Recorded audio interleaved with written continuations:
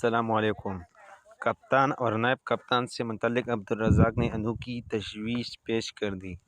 پاکستان کے سابق test cricketer Abdul Razzaq نے کپتان اور نائب کپتان سے متعلق انوکھی تجویز پیش کر دی۔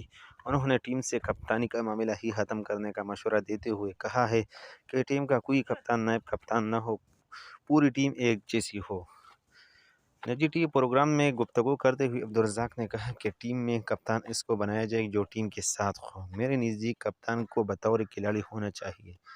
عبدالرزاق نے بتایا ٹیم مینجمنٹ نے ایسے لوگوں کو شامل کرنا چاہیے جنہیں کرکٹ کو سمجھ ہوا، اور جب ایسا ہو جائے گا تو چاہے پھر کپتان کسی کو بھی بنایا جائے، چیزیں حل ہو جائے گی اور کپتانی کا معاملہ ہی ختم ہو جائے گا۔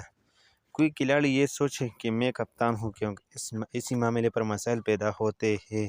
عبدالرزاق نے کہا کہ میرا ماننا ہے کہ پوری ٹیم کو ایک ہونا چاہیے، ایسی ٹیم جس میں کوئی خود کو کپتان یا نائب کپتان مخصوص نہ کرے۔ عبدالرزاق نے مزید کہا کہ میرا مقصد ٹیم کے اتحاد سے ہے۔ جب تک ٹیم مینجمنٹ اور بورڈ ایک پلیٹ فارم پر نہیں ہوگا، مسائل حل نہیں ہوگا۔